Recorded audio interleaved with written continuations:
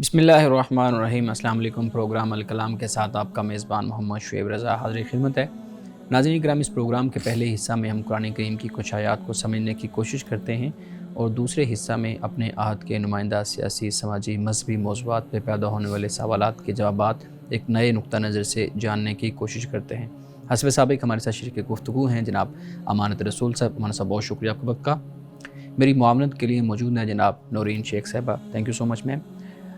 नाज़रीन करम, आपकी स्क्रीन पे हमारा व्हाट्सएप नंबर आ रहा होगा, आप अपने सवालात उस व्हाट्सएप नंबर पर भेज सकते हैं। हम इंशाल्लाह आपके सवालात को ज़रूर एड्रेस करेंगे। गुज़िश्ता प्रोग्राम में हमने बात की थी सूरह मरियम के अंदर हज़रत इब्राहीम अलैहिस्सलाम और आपके वालिद का जो मुकालमा है उस पे। हज़रत इब्राहीम अलैहिस्सलाम महव गुफ्तगू हैं अपने वालिद से, और वो जो उनका अक़ीदा था या जिस बुनियाद पे वो चीज़ों को देख रहे थे उस बारे में गुफ्तगू कर रहे थे। आज उससे आगे हमने आगाज़ करना है। मैं जनाब अमानत रसूल साहब से गुजारिश करूँगा अपनी गुफ्तगू का आगाज़ कीजिएगा। बिस्मिल्लाहिर्रहमानिर्रहीम। नाज़रीन किराम, कल हमने आयत नंबर 45 तक बात की थी और आयत नंबर 45 तक हज़रत इब्राहीम अलैहिस्सलाम ही की गुफ्तगू है, यानी आपका खुतबा है, आपके दलाइल हैं, और आपने आज़र के तालीम पर, उनके अक़ीदे पर आपने तनकीद की है, और उसमें जो अक़ली ख़राबियाँ हैं और उसमें जो फ़ितरी ख़राबियाँ हैं और उस अक़ीदे में जो मज़हबी और इस्लामी ख़राबियाँ हैं वो आपने उजागर की और उनको बयान किया। अब इसके बाद आज़र हज़रत इब्राहीम अलैहिस्सलाम से किस तरह गुफ्तगू करता है उसे कुरान पाक ने बयान किया। आज़र कहता है कि अराग़िबुन अंत अन आलिहती या इब्राहीम, कि ए इब्राहीम, क्या तुम मेरे माबूदों से फिर गए हो। रग़बत का माना जब इसके साथ अरबी ज़ुबान में अन का लफ्ज़ इस्तेमाल होता है हरफ़ जर, तो इससे मुराद ये होता है कि फिर जाना, मुँह को फेर लेना। तो आज़र ने हज़रत इब्राहीम अलैहिस्सलाम से ये कहा, लइल्लम तंतही लअरजुमन्नका वहजुरनी मलिया, अगर तू बाज ना आया तो मैं तुझे संसार कर दूंगा और तू यहाँ से अब हमेशा के लिए चला जा। हज़रत इब्राहीम अलैहिस्सलाम को जो संसार करने का आज़र ने कहा, ये उस वक्त राइज एक रस्म थी कि बाप से पूछा नहीं जाता था अगर वो अपने बेटे को कत्ल कर दे, अपने बेटे को मार दे। हज़रत इब्राहीम अलैहिस्सलाम का जो ज़माना था उसको ह्यूमन सेक्रीफाइस का ज़माना कहा जाता है, कि उस ज़माने में ये रस्म थी कि इंसानों की कुर्बानी दी जाती थी। इसलिए इस हिकमत को बयान किया जाता है कि जब हज़रत इस्माईल अलैहिस्सलाम के हवाले से हज़रत इब्राहीम ने ख्वाब देखा था और फिर आपने इस्माईल को इरादा किया ज़िबा करने का, तो अल्लाह सुब्हानहू व तआला ने एक बड़ी कुर्बानी का इंतज़ाम कर दिया। वफ़दैनाहु बिज़िब्हिन अज़ीम, बड़े ज़िबा का अल्लाह ने इंतज़ाम किया। तो ये एक वहाँ पर सेक्रीफाइस का तरीका था। तो कुरान मजीद ने इस्माईल ही की कुर्बानी के ज़रिए से ये उस वक्त के लोगों को बात समझा दी कि इंसान कुर्बानी के लिए नहीं होता, इंसान अल्लाह की मखलूक है, अल्लाह ने इसको अक्ल की और वही की अल्लाह ने इसको दौलत दी है, ये कुर्बान करने के लिए नहीं होता, और ना बाप का ये हक़ है कि वो अपनी औलाद का कत्ल करे। कुरान पाक ने वाज़े तौर पर इस बात से मना किया, इस अमल से, और इसको बुरा फ़ेल करार दिया। वला तक़्तुलू औलादकुम, अपनी औलाद को कत्ल मत करो। हज़रत इब्राहीम अलैहिस्सलाम के वालिद ने यही कहा कि मैं तुम्हें संसार कर दूंगा और तुम यहाँ से इसी वक्त यहाँ से चले जाओ, बस हमेशा के लिए, मुझे फिर नज़र ना आओ। अब इसके बाद हज़रत इब्राहीम अलैहिस्सलाम ने इत्माम हुज्जत कर दिया, यानी अब आज़र के पास कोई उज़्र नहीं था।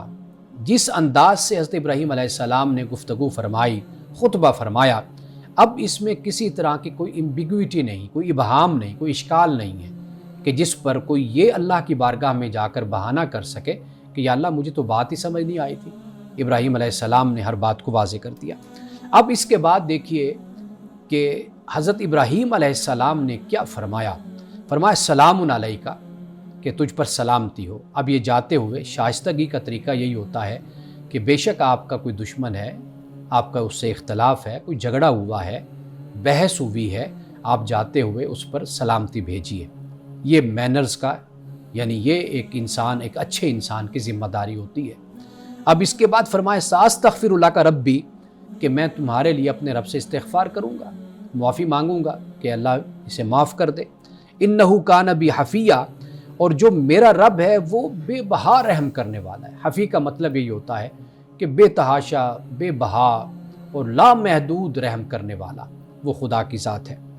وَأَعْتَزِلُكُمْ وَمَا تَدْعُونَ مِن دُونِ اللَّهِ، اور جاتے ہوئے حضرت ابراہیم علیہ السلام نے کہا کہ میں تم سے، قوم والوں سے کہا کہ تم سے بھی علیحدگی اختیار کرتا ہوں، اور جسے تم پوجتے ہو اللہ کو چھوڑ کر، جس کو بلاتے ہو، آواز دیتے ہو، جس سے دعا کرتے ہو، عبادت کرتے ہو، میں اس سے بھی علیحدگی اختیار کرتا ہوں۔ فرمایا کہ وَأَدْعُو رَبِّی، میں اپنے رب کو پکارتا ہوں، میں اپنے رب کی عبادت کرتا ہوں۔ عَسَىٰ اللہ اکون بِدُعَاءِ رَبِّی شَقِیًّا، اور مجھے اس بات کی امید ہے، اور اللہ سبحانہ وتعالیٰ کبھی بھی مجھے انعام سے، عنایت سے، جواب سے اللہ تعالیٰ کبھی محروم نہیں کرے گا۔ یعنی جب بھی میں اللہ کو پکارتا ہوں، حضرت زکریا علیہ السلام نے بھی اللہ کی بارگاہ میں یہی عرض کی، مولا کہ مجھے وارث عطا فرما، میرے رشتہ دار اچھے نہیں ہیں۔ تو جب دعا کی تھی اللہ کی بارگاہ میں، حضرت زکریا نے بھی یہی کہا کہ اللہ میں نے جب بھی تجھ سے مانگا تو نے مجھ کو عطا کیا، کبھی تو نے مجھے محروم نہیں کیا۔ حضرت ابراہیم علیہ السلام نے بھی اللہ کی بارگاہ میں یہی بات کی۔ اب آپ ناظرین کرام یہ دیکھیے کہ زکریا کا ذکر پہلے ہوا، حضرت یحییٰ کا ذکر ہوا، حضرت مسیح علیہ السلام کا ذکر ہوا، اب حضرت ابراہیم کا سب سے پہلے ذکر ہوتا ہے۔ کیوں؟ اس لیے کہ آپ جد امجد ہیں، اسحاق اور اسماعیل سے جو سلسلہ شروع ہوا آپ ان کے امام ہیں، ان سب کے، قرآن پاک نے آپ کو امام کہا، تو اس لیے ابراہیم کا ذکر پہلے ہوا، اور ساتھ اس کے جو سبق دے دیا گیا وہ یہ بتا دیا گیا کہ اگر اللہ کی طرف سے کوئی معجزہ ظاہر کیا جاتا ہے تو اس کے بنیاد پر وہ کوئی خدا کا بیٹا نہیں بن جاتا۔ حضرت زکریا کو بڑھاپے میں اولاد دی، بیگم ان کی قرآن کہتے عقیم تھی، یعنی بانجھ تھی، بیٹا عطا ہوا۔ اسی طرح حضرت ابراہیم علیہ السلام کو بھی قرآن پاک بیان کرتا ہے کہ اللہ پاک نے بڑھاپے میں اولاد عطا کی۔ تو ان کا ذکر کرنے کا مقصد یہی ہے کہ اسماعیل کو دیکھ لو، اسحاق کو دیکھ لو، وہ بھی ایک معجزہ ہے، ان کی پیدائش بھی۔ ادھر سے حضرت مسیح علیہ السلام کی پیدائش اگر تم دیکھتے ہو، حضرت یحییٰ کی پیدائش دیکھ لو، یہ بھی معجزہ ہے۔ تو وہ تو خدا کے بیٹے نہیں بنے، نہ ان کو بنایا کسی نے، لیکن تم لوگوں نے حضرت مسیح علیہ السلام کو خدا کا بیٹا بنا لیا۔ تو یہاں پر اس تصور اور اس عقیدے کو قرآن پاک نے علیحدہ کر دیا، نگیٹ کر دیا، بتا دیا کہ ایسا نہیں ہے۔ اب اس کے بعد قرآن پاک کہتا ہے فَلَمَّا اعْتَزَلَهُمْ وَمَا يَعْبُدُونَ مِن دُونِ اللَّهِ، پس جب حضرت ابراہیم علیہ السلام لوگوں سے جدا ہو گئے، اور وَهَبْنَا لَهُ إِسْحَاقَ وَيَعْقُوبَ، فرمایا پھر ہم نے اسے ابراہیم کو اسحاق اور یعقوب عطا کیا۔ سوال پیدا ہوتا ہے کہ اسماعیل کا ذکر نہیں ہے، یہاں پر یعقوب کا ذکر کیوں ہے؟ اس لیے کہ آگے حضرت اسماعیل علیہ السلام کا خصوصی طور پر علیحدہ بیان قرآن مجید میں سورۃ مریم میں ہے، تو لہٰذا یہاں پر اسحاق کے بعد اسماعیل کا ذکر نہیں، یہاں پر اسحاق کے بعد یعقوب کا ذکر ہے۔ اور پھر اس کے بعد فرمایا وَكُلًّا جَعَلْنَا نَبِيًّا، اور ہم نے پھر سب کو نبی بنایا۔ حضرت ابراہیم علیہ السلام نے جس طرح ہم سے وفاداری نبھائی، جس طرح اپنی بندگی اور عبادت کا اظہار کیا، بندگی کا اور اپنی خود سپردگی کا، تو ہم نے یہ مقام اور مرتبہ ابراہیم کو عطا کیا کہ ہم نے اس کی ذریت کو سب کو ہم نے امام بنا دیا، سب کو نبی بنا دیا۔ اب آخری آیت ناظرین کرام بہت اہم ہے، اس میں اللہ پاک فرماتا ہے کہ وَوَهَبْنَا لَهُم مِّن رَحْمَتِنَا وَجَعَلْنَا لَهُمْ لِسَانَ صِدْقٍ عَلِيًّا، اور انہیں اپنی رحمت کا حصہ دیا اور ہم نے ان کا نام نیک اور بلند کر دیا۔ ناظرین کرام، جو لوگ اللہ کے نام پر گمنامی کو قبول کر لیتے ہیں، اللہ دنیا میں ان کو بہت اعلیٰ مقام پر ان کو شہرت عطا کرتا ہے۔ جو لوگ اللہ کے نام پر بے گھر ہو جاتے ہیں، اللہ سبحانہ وتعالیٰ ان کو دنیا اور آخرت میں بہت اعلیٰ گھر ان کو عطا کرتا ہے۔ حضرت ابراہیم علیہ السلام کی زندگی، آپ کی سیرت، آپ کی قربانی ہمیں یہی بتاتی ہے۔ سورۃ الشعراء میں حضرت ابراہیم علیہ السلام نے اللہ کی بارگاہ میں یہی دعا کی تھی کہ اللہ آنے والے لوگوں میں مجھے اچھی شہرت عطا فرما۔ یہاں پر جو لفظ استعمال ہوا لسان، لسان کا مطلب ہوتا ہے تذکرہ، شہرت، اور اس کے ساتھ صدق کا لفظ استعمال ہوا۔ صدق سے مراد یہ ہے کہ جو مستحکم، اچھی، مضبوط، وہ شہرت، وہ عزت، وہ مقام، وہ مرتبہ مجھے آنے والی نسلوں میں عطا فرما۔ اسی طرح قرآن پاک میں سورۃ الشعراء میں بھی ہے وَجَعَلْ لِي لِسَانَ صِدْقٍ، وہاں پر یہ بیان ہوا، اور اسی طرح ایک اور مقام پر اللہ سبحانہ و تعالیٰ نے فرمایا وَتَرَكْنَا عَلَيْهِ فِي الْآخِرِينَ کہ ہم نے حضرت ابراہیم علیہ السلام کا جو ذکر ہے وہ ہم نے آنے والی نسلوں میں ہم نے چھوڑ دیا، اس کو قائم کر دیا، اس کو عام کر دیا۔ حضرت ابراہیم علیہ السلام نے اللہ کی بارگاہ میں دعا کی تو اللہ نے آنے والی دنیا میں قیامت تک کے لیے آپ کے نام کو قائم اور دائم کر دیا۔ صرف یہ نہیں کہ مسیحیت اور یہودیت ہے، بلکہ آپ یہ دیکھیے کہ عرب کے مشرکین بھی حضرت ابراہیم علیہ السلام کو مانتے تھے۔ یہ اللہ نے آپ کو مقام اور مرتبہ اس دنیا میں عطا کیا کہ مختلف مذاہب کے ماننے والے حضرت ابراہیم علیہ السلام سے اپنی نسبت اور اپنے تعلق کو جوڑنا، اس کو اپنے لیے باعث فخر اور باعث عزت اور باعث تکریم خیال کرتے تھے۔ ناظرین کرام، یہاں وقت ہوا چاہتا ہے ایک بریک کا، ہمارے ساتھ رہیے گا۔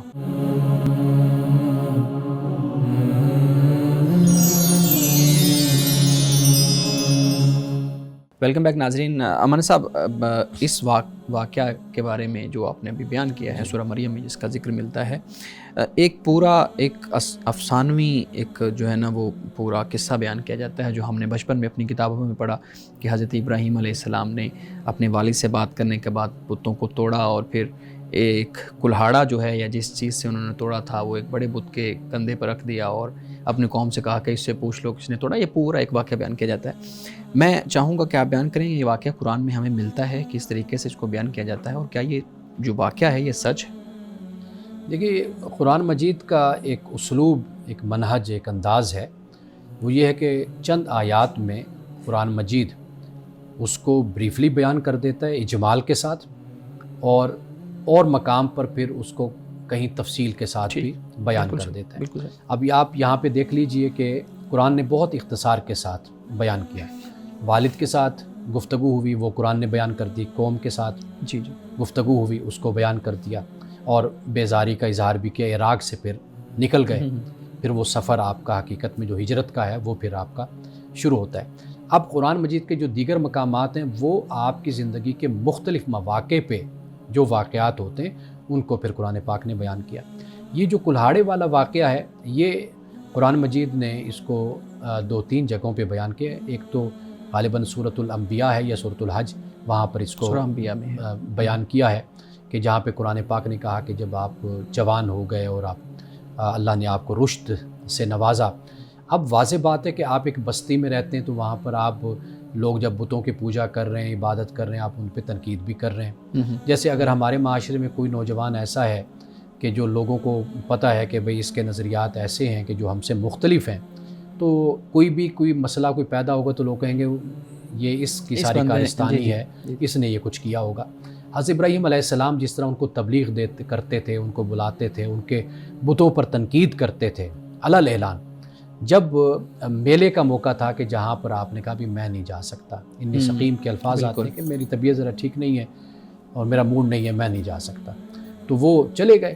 تو اب وہ جو بت خانہ تھا اس میں حضرت ابراہیم علیہ السلام نے بتوں کو توڑا، یعنی توڑا اس طریقے سے کہ کسی کا بازو، کسی کی ٹانگ، کسی طریقے سے، اور پھر اس کے بعد قرآن یہ بیان کرتا ہے کہ بھئی انہوں نے کہا انت فعلت ھذا بآلہتنا، کیا یہ تو نے یہ سلوک کیا ہمارے خداؤں کے ساتھ؟ تو حضرت ابراہیم علیہ السلام نے عقلی دلیل ان کو دی، قال بل فعلہ کبیرہم ھذا فاسألوہم ان کانوا ینطقون، کہا کہ بھئی یہ جو ان کا بڑا ہے ممکن ہے اس نے کیا ہو، پوچھو ان سے جو یہ زخمی ہوئے پڑے ہیں، گرے پڑے ہیں، ان سے پوچھو اگر یہ بولتے ہیں تو۔ یہ آپ نے فرمایا، تو گویا کہ وہ خدا اور معبود ہی کیسا کہ جو اپنے بندوں کا محتاج ہے کہ بندے بتائیں کہ بھئی اس کے ساتھ کیا بیتی ہے۔ تو حضرت ابراہیم علیہ السلام نے اصل میں ان کی عقل پر دستک دی۔ قرآن کہتا ہے کچھ دیر کے لیے انہوں نے اپنے سروں کو جھکایا، یعنی لاجواب سے ہوئے، پریشان ہوئے کہ یار ابراہیم کی بات تو ٹھیک ہے، لیکن پھر کیا ہوا؟ انہوں نے کہا کہ بھئی اپنے معبودوں کی مدد کرو، بھئی یہ ابراہیم کیا باتیں کر رہا ہے، چونکہ واضح بات ہے ان معبودوں کے ساتھ وہ پجاری تھے، ان کے وہاں پر جو مذہبی طبقہ تھا ان کے مفادات تھے، کوئی روحانی طبقے تھے ان کے مفادات تھے، خانقاہیں، گدی نشین، سجادہ نشین، بہت سے لوگ ہوتے ہیں جو پھر سیاستدان، حکمران، ہر طرح کا طبقہ، جیسے نمرود نے پھر آگ کا ارینج کیا، انتظام کیا، تو پھر وہاں پر یہ قرآن پاک بیان کرتا ہے۔ تو 2-3 مقام پر اس چیز کو قرآن پاک نے بڑی تفصیل سے بیان کیا۔ وہ جو کلہاڑے والی باتیں ہیں وہ میرا خیال ہے قرآن پاک نے کلہاڑے کا تو ذکر نہیں کیا، لیکن جو ان کے ساتھ معاملہ ہوا، قرآن نے اس کو توڑ بیان پھوڑ کیا۔ ہوئی، اس کو قرآن پاک نے بیان کیا۔ بالکل صحیح ہے۔ میڈم آپ کو سوال کرنا چاہ رہی تھی۔ جی امانہ صاحب، میرا یہ سوال تھا کہ جب آزر نے حضرت ابراہیم کو کہا کہ تم نے اگر میری بات نہیں مانی تو میں تمہیں سنسار کر دوں گا، تو یہ ایک کامن سینس پہ بات نہیں اترتی کہ اسی مٹیریل کو، اسی پیس کو جس سے تم اپنا بت، اپنا خدا تراش رہے ہو، اسی کو تم مارنے کے لیے بھی استعمال کر رہے ہو، تو اس جس چیز سے تراش رہے ہو اس کی کیا سگنیفیکنس ہے، اس کی کیا بڑائی ہے کہ وہ کسی بھی کام کے لیے استعمال ہو سکتا ہے؟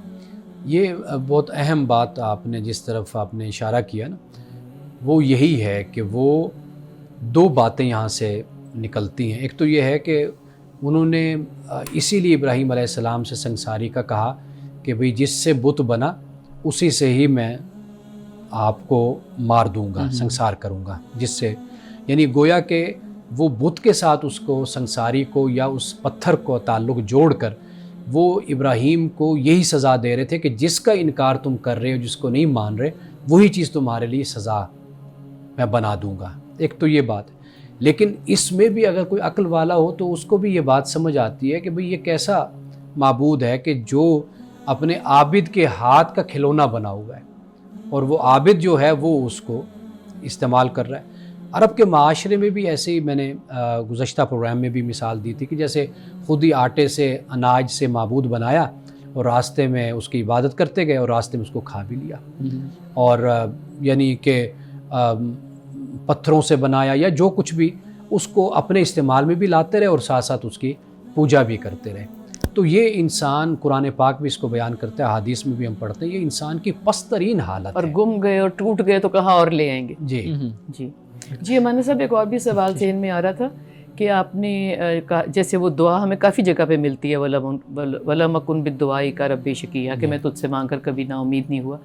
تو جب ہم یہ ایمان رکھتے ہیں کہ ہماری دعا قبول ہوتی ہے، ہم تو یہ کہتے ہیں نا کہ قبول تو وہ ہوتی ہے، کچھ دعائیں اللہ اٹھا رکھتا ہے آخرت کے لیے اور کچھ یہاں قبول ہوتی ہے۔ تو اگر ہم یہ ورد اپنے دماغ میں رکھیں کہ میری دعا قبول ہوتی ہے، تو اس سے ایمان زیادہ نہیں تازہ ہوتا جب ہم اللہ سے لڑائی میں پڑ جاتے ہیں کہ میری تو دعا وہ سنتا ہی نہیں ہے، اور پھر ہم ریفر کرتے ہیں بابوں کی طرف یا دوسری طرف۔ تو اگر یہ دعا جو ہے یہ ہمیں مطلب ہے یہ ہمیں کانفیڈنس دیتی ہے کہ وہ سننے والا ہے۔ دیکھیے، یہ جو دعا ہے یہ ہمیں یہ بھی بتاتی ہے کہ وہاں سے ملتا تب بھی ہے کہ جب یقین اور ایمان کے مقام پر انسان ہوتا ہے، یعنی بس یہی ایک در ہے کہ جہاں سے مجھے ملنا ہے۔ اللہ سبحانہ و تعالیٰ، ہم تو شرک کو صرف اس بنیاد پر بیان کر دیتے ہیں نا کہ عبادت ہے، نماز ہے، لیکن اللہ سبحانہ و تعالیٰ اس پر بہت غیرت کھاتا ہے۔ حدیث کے الفاظ ہیں، غیرت کا لفظ استعمال ہوا کہ رب نہیں برداشت کرتا کہ بھئی بندے کو آپ شریک کر لیں، یعنی جس کو میں نے پیدا کیا، اللہ کہتا ہے اس کو تم میری عبادت میں، معبودیت میں، مجھ سے مانگنے میں اس کو بھی شریک کر لیتے ہو۔ تو اللہ تعالیٰ پھر کہتا ہے پھر اسی سے مانگو۔ پھر انسان ذلیل ہوتا ہے، رسوا ہوتا ہے کہ جب اس کے ساتھ کسی کو شامل کر کے ڈرامہ کرتا ہے یا فراڈ کرنے کی کوشش کرتا ہے، وہ تو جانتا ہے، تو وہ پھر اس فراڈ اور اس دھوکہ دہی پر جو ہے اس کی طرف سے پھر قبولیت کا درجہ نصیب نہیں ہوتا۔ اچھا امانہ صاحب، ایک آیت میں آپ کے سامنے رکھتا ہوں، جیسے وَلَا تَسُبُّوا الَّذِينَ يَدْعُونَ مِن دُونِ اللَّهِ، یہاں پہ معبود کو برا کہنے کی جو ہے نا وہ اس سے روکا گیا ہے کہ تم ان کے معبودوں کو برا نہ کہو۔ اب یہاں پہ ہم دیکھتے ہیں کہ یہاں پہ تو ان کے جو معبود تھے جن کو وہ خدا سمجھ رہے تھے ان کو توڑا جا رہا ہے۔ اب یہ دو چیزیں ایسی ہیں جو مختلف ہیں، ایک طرف کہا جا رہا ہے برا نہ کہو، دوسری طرف حضرت ابراہیم علیہ السلام کا عمل یہ ہے کہ ان کو توڑا گیا ہے اور قرآن اس کو بیان کرتا ہے۔ آپ بتائیے گا کہ یہ جو آیت ہے وَلَا تَسُبُّوا الَّذِينَ، اس کا پس منظر کچھ اور ہے یا اس کے ساتھ اس کو لنک کیا جا سکتا ہے؟ یہ آدھی آیت نہیں ہے جو آپ مینشن کر Yes، رہے ہیں، میں تاکہ وہ تمہارے خدا کو بھی برا نہ کہیں، بالکل صحیح ہے، فَيَسُبُّ اللَّهَ عَدْوًا بِغَيْرِ وہ عِلْمٍ، تمہارے خداؤں کو برا نہ کہیں۔ وہ گالی دیں گے تمہارے اللہ کو، فَيَسُبُّ اللَّهَ عَدْوًا بِغَيْرِ، دشمنی میں اور لا علمی میں، بغیر علم کے وہ اللہ کو پھر برا بھلا کہیں گے۔ تو ایک تو بات یہ کہ اس کا ایک پس منظر ہو جاتا ہے، یعنی کہ مسلمانوں کو اس بات کی تعلیم ہے کہ حکمت کا پہلو اس کے اندر موجود ہے، لیکن جو نبی کا مقام اور مرتبہ ہوتا ہے نا وہ بالکل مختلف ہے، جہاں پر بالکل حقیقت واضح ہوتی ہے اور جہاں پر اتمام حجت قائم کیا جاتا ہے۔ رسول اللہ صلی اللہ علیہ وسلم نے بھی فرمایا کہ مجھے حکم دیا گیا ہے کہ میں لوگوں سے اس وقت تک قتال کروں کہ جب تک لوگ لا الہ الا اللہ نہیں پڑھ لیتے، اللہ کے واحد ہونے کی گواہی نہیں دے دیتے، تو مجھے حکم ہے کہ میں ان سے جنگ کروں۔ تو یہ پیغمبر کا مقام اور مرتبہ ہوتا ہے کہ پیغمبر یہ بات کہتا ہے. ایک تو یہ پہلو دیکھیے، اصول پر کھڑے ہو کر کوئی بات کہنا، لڑنا، یہ اپنی جگہ پر ہوتا ہے. ایک ہوتا ہے کہ آپ اپنے دشمن کے لیول پر اتر کر آ جاتے ہیں، یعنی کہ وہ اگر پست خیال، پست ذہن اور پست کردار کا ہے، آپ اس مقام پر آ کر وہی سلوک، وہی رویہ آپ اختیار کر لیتے ہیں. تو اس آیت میں در حقیقت اس بات کو بیان کیا گیا. بالکل صحیح ہے. ناظرین کرام، یہاں وقت ہوا چاہتا ہے ایک بریک کا، ہمارے ساتھ رہیے گا.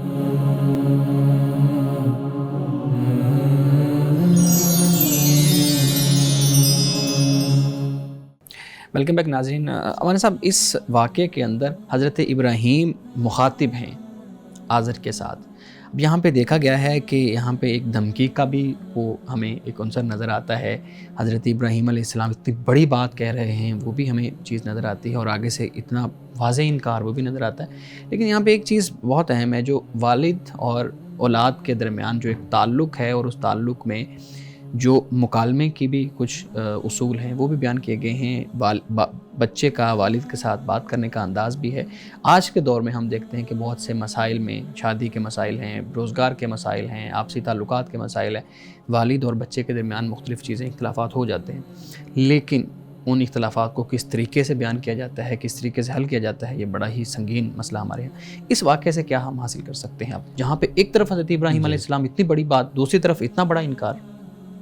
دیکھیے، اس میں جو بات ہمیں ملتی ہے وہ یہ ہے کہ جو آپ اصولی موقف آپ کا ہوتا ہے اور آپ درست مقام پر کھڑے ہوئے ہیں، تو آپ وہیں پر ہی کھڑے ہو کر بات کرتے ہیں. آپ اپنی بات کو چھوڑ نہیں سکتے.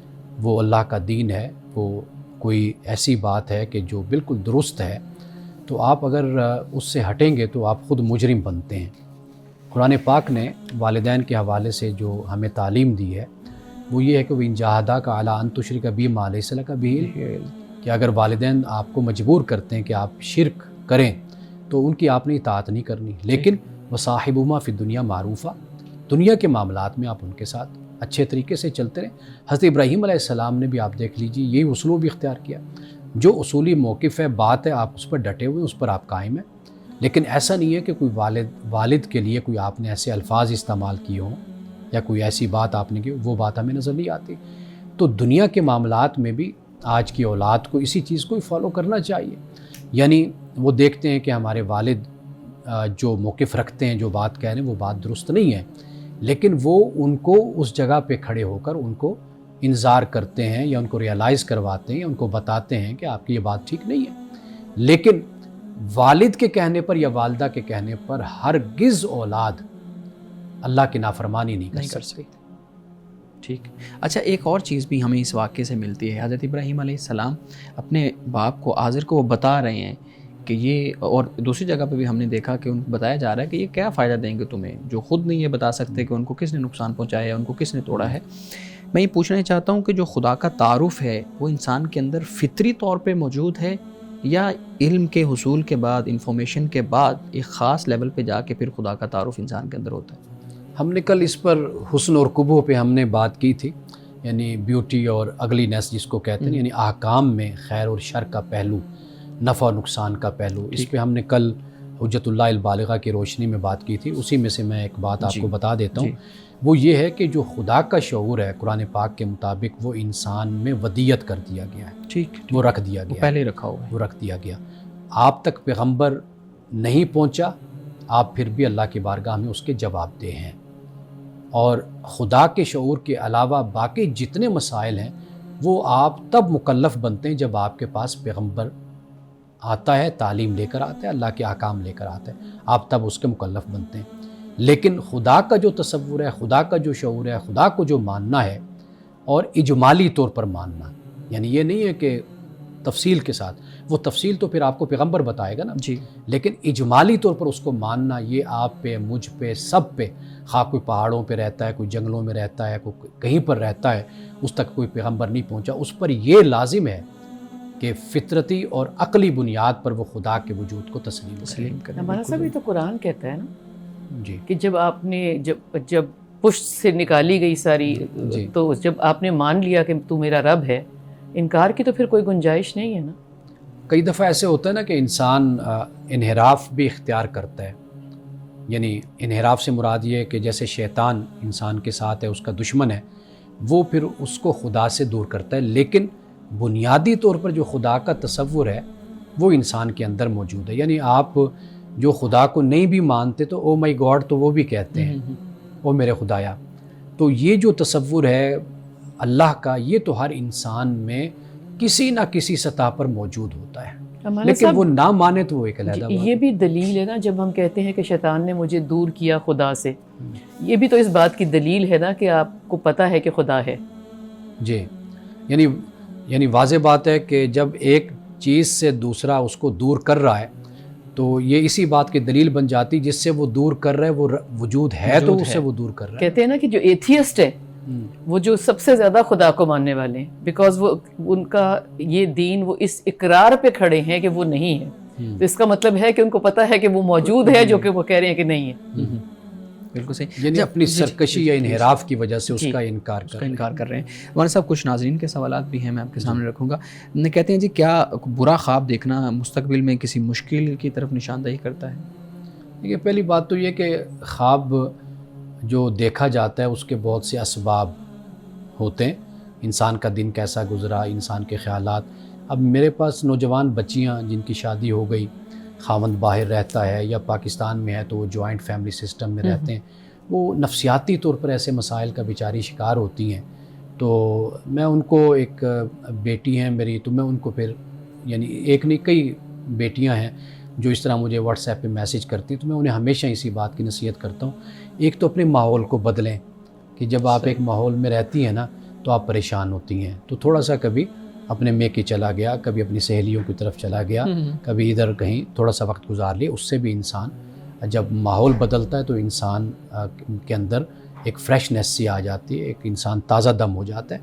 تو خیر وہ ایک علیحدہ معاملہ ہے. میں اس لیے جوڑ رہا ہوں اس بات کو کہ یہ جو خواب آتے ہیں یہ پھر ہمارے اسی طرح کی بیٹیاں اور بہنیں جو ان سی ہوتی ہیں، ان کو بڑے ڈراؤنے اور بڑے خوفناک قسم کے خواب آتے ہیں، کیونکہ سارا دن ٹینشن، نیگیٹیوٹی، پریشانیاں، مسائل، کوئی ساس، کوئی سسر، کوئی خامند، کوئی بچوں کے ہر وقت کے مسئلے، اس کی وجہ سے پھر جو خواب آتے ہیں وہ برے ہوتے ہیں. تو لہٰذا ایسے جو خواب ہوتے ہیں نا، ان کے کوئی انسانی زندگی پر کوئی اثرات نہیں ہوتے. ہمارا صاحب گھٹن کی وجہ سے جب ہم وربلی ایکسپریس نہیں کر سکتے نا، جب ہم کانفیڈنٹ بھی نہیں ہوتے اور ہمیں ماحول اجازت بھی نہیں دیتا کہ آپ کہیں کہ بھی میں میاں کے لیے اداس ہوں یا اس ٹائپ کی باتیں. ہمارے ہاں ذرا اب تو حجاب کم ہو گیا، لیکن حجاب کی وجہ سے بات نہیں کرتے. پھر وہ جو سپریس چیزیں ہیں نا، جب آپ نیند میں ریلیکس ہوتے ہیں تو پھر وہ آپ کے مائنڈ میں پلے کرتی ہیں اور آپ سمجھتے ہیں کہ خواب آئے. اب دیکھیں نا، ہمارے پاس وہ سوال بھی آیا کہ 22 سال ہو گئے شادی کو، اولاد تو نہیں ہے، لیکن خرچہ مجھے دیور دیتا ہے، یعنی خامند سارا کچھ اس کے ہاتھ پہ رکھ دیتا ہے، وہ پھر مجھے دیتا ہے، اور مجھے ڈاکٹر کے پاس بھی لے کر جانا، وہ سوال آیا تھا نا، تو وہ میں دیور لے کر مجھے جاتا ہے. اب اصل جوائنٹ فیملی سسٹم میں کچھ کام تقسیم کر لیے جاتے ہیں. کئی دفعہ بیوی کو یہ چیز جو ان سی ہوتی ہے، یہ کمفرٹ نہیں محسوس ہوتی ہے، وہ یہ خیال کرتے بھی مجھے دوسرا کیوں ٹائم دے، مجھے کیوں لے کر جائے، میرا خامند کیوں. کئی چیزیں امبیرسنگ بھی تو ہو جاتی ہیں نا. اب بہت سی باتیں جو ہیں وہ انسان صرف خامند کے ساتھ کر سکتا ہے یا ان کے سامنے ہی شو کروا سکتا ہے. بالکل ٹھیک ہے وہ بات، یعنی اپنی جگہ. لیکن میں یہ کہہ رہا ہوں کہ کئی دفعہ جوائنٹ فیملی سسٹم میں کچھ اس طرح کی ارینجمنٹ کر لی جاتی ہے، تو پھر اس کا حل یہی ہوتا ہے کہ بندہ کہے. اچھا، کئی دفعہ کہنے پر بھی بات نہیں سنی جاتی، یہ بھی بڑے مسئلے ہوتے ہیں. تو پھر یہ چیزیں جو ان سے یہ پھر خواب میں آتی ہیں، پھر پریشانیاں، تو اس کی وجہ سے یہ خوابوں کی صورت بنتی ہے. جی، بدہضمی کی وجہ سے بھی، اگر آپ کا لیور بھی صحیح کام نہیں کر رہا تبھی آپ کو ڈسٹربنگ خواب آتے ہیں. حدیث میں تو اس کا ذکر ہوتا ہے، جیسے تبخیر ہو جاتی ہے، کھانا کھا لیا زیادہ یا کوئی مسالے دار چیز کھا لی، تو اس کی وجہ سے بھی حدیث میں یہ بھی آتا ہے. دوسرا یہ بھی ہوتا ہے کہ سارا دن آپ جو دیکھ رہے ہیں تو اس کا بھی اثر ہوتا ہے. اور پھر خواب اگر ایسا ہو نا کہ جیسے یکدم چیزیں بدلتی چلی جاتی ہیں، تو وہ خواب بھی، اس کی بھی کوئی حیثیت نہیں ہوتی. ناظرین کرام، یہاں وقت ہوا چاہتا ہے ایک بریک کا، ہمارے ساتھ رہیے گا.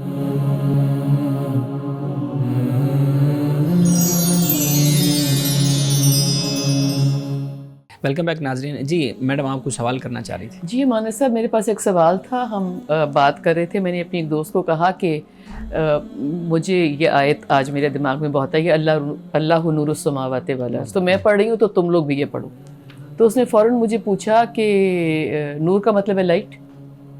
تو میں نے اس کو کہا کہ نور کا مطلب چونکہ ہمارے پاس نہیں ہے اس لیے ہم اس کو ٹرانسلیٹ کرتے ہیں لائٹ، تو روشنی کو ہم لائٹ کہہ دیتے ہیں کسی بھی حوالے سے، مگر جب ہم خدا کا ذکر کرتے ہیں کہ خدا نور ہے، ایک تو ہم نے یہ ایک بنا لیتے ہیں نا کہ حضور پاک بشر ہیں کہ نور ہیں، وہ کانسیپٹ ایک فرق ہے، لیکن جب خدا تعالیٰ نور ہے تو خدا تعالیٰ جب نور ہے تو مجھے لگتا ہے کہ یہ متشابہ بات ہے، بیکاز آپ نور کے لفظ کو اللہ کے ساتھ ٹرانسلیٹ نہیں کر سکتے، اس کے لیے آپ کیا کہیں گے؟ دیکھیے نور جب ہم لفظ بولتے ہیں، قرآن مجید نے بھی اس کو استعمال کیا اور ہمارے ہاں بھی یہ مستعمل ہے، تو اس سے مراد مثبت چیز مراد لی جاتی ہے، یعنی پازیٹیوٹی جس کو ہم کہتے ہیں۔ نہیں وہ سارا کچھ تو ٹھیک ہے، لیکن جب اللہ کو کہیں گے کہ وہ نور ہے تو پھر اس کی کوئی توجیحات نکالنے کی ضرورت ہے؟ یعنی نور سے مراد یعنی توجیحات کی تو ضرورت نہیں ہے، جیسے آپ نے متشابہات کا لفظ بولا تو یہ انہی میں سے ہے کہ بھئی نور سے مراد کیا ہے، کیونکہ خدا کو ہم دیکھ نہیں سکتے، تو وہ ایمان بالغیب میں ہے معاملہ اس کا، تو لہٰذا جب ہم نور کا لفظ استعمال کرتے ہیں تو اس سے مراد یہ کہ خدا موجود ہے اس کائنات میں اور یہ اسی کی تخلیق ہے، یہ اسی کا سب کچھ ہے۔ اور پھر جب ہم نور کا لفظ استعمال کرتے ہیں تو اس سے مراد پھر یہ بھی ہوتا ہے کہ انسان کو اپنی تاریکی کو ختم کرنے کے لیے، اپنی مشکلات اور مصائب سے نکلنے کے لیے اسی خدا کی طرف ہی اس کو رجوع کرنا چاہیے، کیونکہ نور کے مقابل پھر تاریک اور ڈارکنیس کو ہم استعمال کرتے ہیں۔ تو آپ اگر نور کو جیسے عربی زبان میں کہتے ہیں کہ یعرف الاشیاء بازدادها، چیزیں اپنی ضد سے پہچانی جاتی ہیں۔ بالکل، جب ہم اللہ کو نور کہیں گے تو واضح بات ہے کہ اس کے مقابل جب ہم اندھیرے کی بات کریں گے، ایبسنس آف ڈارکنیس، تو پھر ہمیں خود پتہ چل جائے گا کہ نور کیا ہوتا ہے۔ صحیح ہے۔ اچھا مولانا صاحب، ہم ناظرین کے سوالات کو آپ کے سامنے رکھ رہے تھے۔ ایک سوال یہ ہے کہ اسلام نے غلامی کو فوراً ختم کیوں نہیں کیا؟ اس کے لیے لمبا ٹائم پیریڈ کیوں لیا گیا؟ اس کے لیے سمپل دو باتیں ذہن میں رکھ لینی چاہیے۔ ایک تو بات یہ ہے کہ اسلام نے غلامی کو رائج نہیں کیا، ٹھیک ہے، یہ اسلام کو مسلمانوں کو ورثہ میں ملا انسانی تاریخ میں، صحیح، دنیا میں یہی نظام اور یہی طریقہ رائج تھا۔ سمپل سادہ سا بات ہے، ایک تو یہ نقطہ یاد رکھنا چاہیے۔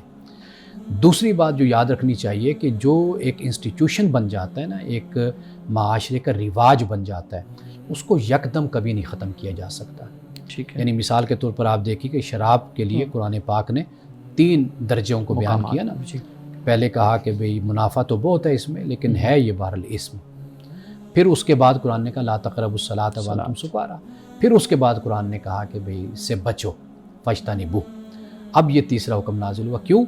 شراب معاشرے میں اسی طرح رائج ہو گئی تھی، جوا اسی طرح رائج تھا، یکدم کہا جاتا۔ خود حضرت عائشہ صدیقہ رضی اللہ تعالیٰ عنہا سے رسول اللہ نے فرمایا کہ اگر یکدم ایسے ہی حکم دے دیا جاتا تو ممکن تھا کہ لوگ مشکل میں پڑ جاتے اور ان کے لیے بڑی یہ بوجھ بن جاتا ان کے لیے، بھئی ہمیں یکدم ہی منع کر دیا۔ تو ان کے مزاج کو ڈھالا گیا آہستہ آہستہ، عبادات میں، اخلاقیات میں، دین میں۔ پھر جب انہیں کہا گیا تو انہوں نے چھوڑ دیا، ایک حکم، دوسرا حکم، تیسرا حکم، اسی طرح۔ سوری آپ کی بات کاٹ رہی ہوں، میں اس میں ایڈ کرنا چاہتی تھی کہ آج تو ہر کسی کو پتہ ہے نا کہ ریہیبلیٹیٹ کرنا کیا مطلب ہوتا ہے، تو سوری میں نے آپ کو بات کاٹی ہے، لیکن میں اس میں یہ ایڈ کرنا چاہ رہی تھی کہ اب جب لوگوں کو سمجھ میں آ گئی ہے کہ ریہیبلیٹیٹ کرنا کوئی چیز ہوتی ہے، تو پھر یہ کیوں کہتے ہیں کہ شراب کو فوراً کیوں نہیں ختم کیا اور غلامی کو فوراً کیوں نہیں ختم کیا؟ یہ بھی کامن سینس پہ کھڑی ہے نا بات۔ بالکل، یہ بہت اچھی بات ہے، یعنی ریہیبلیٹیشن ہم دیکھتے ہیں یہ بھی گریجول ہوتی ہے نا۔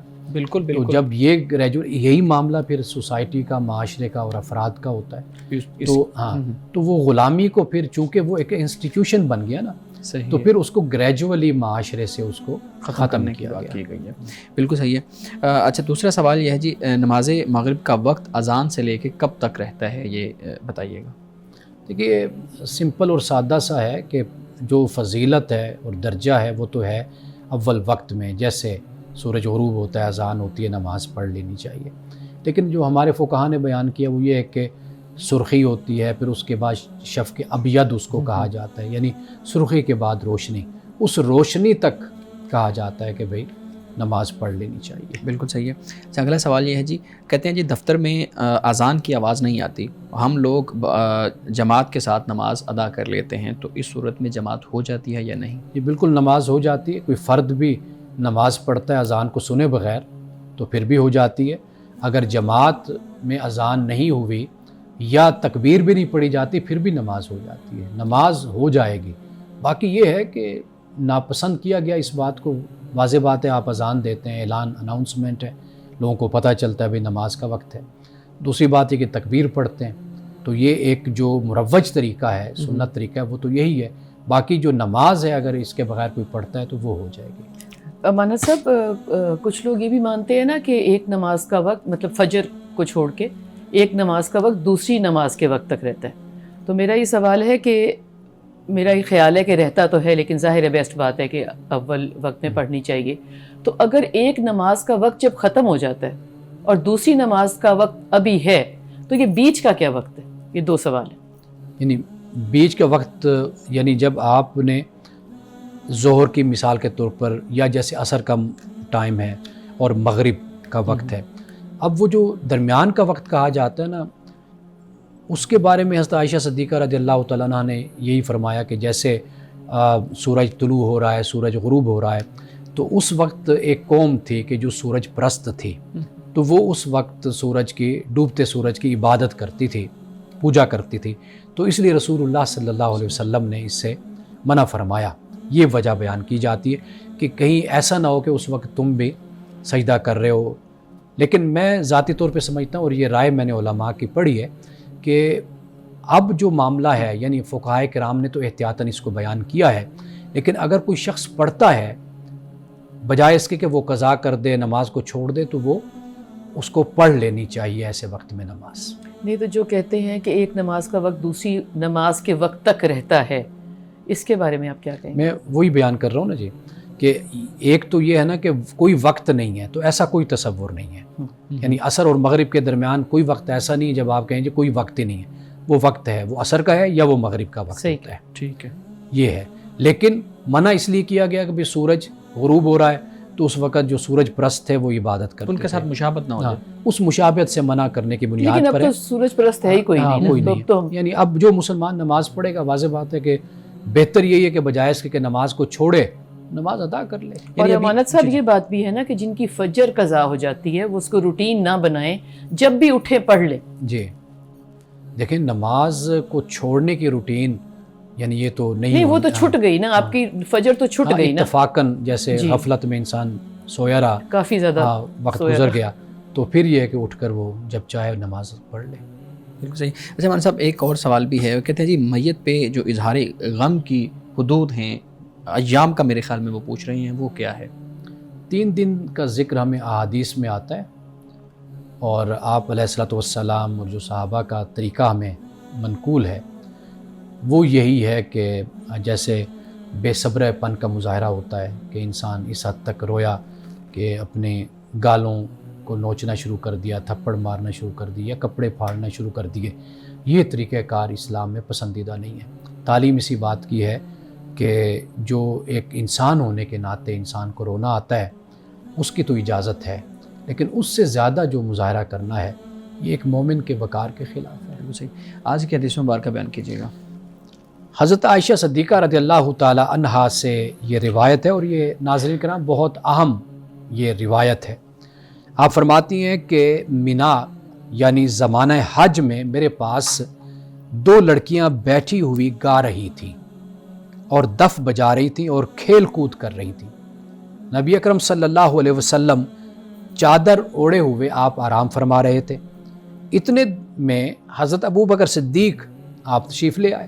آپ نے آ کر ان دونوں کو ڈانٹا تو رسول اللہ صلی اللہ علیہ وسلم نے اپنا چہرہ مبارک کھول دیا، یعنی چادر ڈالی ہوئی تھی آپ نے، تو آپ نے اپنا چہرہ مبارک چادر سے نکالا اور آپ نے فرمایا کہ ابو بکر ان کو چھوڑ دو، کیونکہ یہ عید کا وقت ہے، عید کا زمانہ اور عید کا دن ہے، اور مینا حج کے دن ہے۔ مولانا صاحب بہت شکریہ آپ کے وقت کا، آپ کی مدلل گفتگو کا، بہت شکریہ میڈم آپ کے وقت کا۔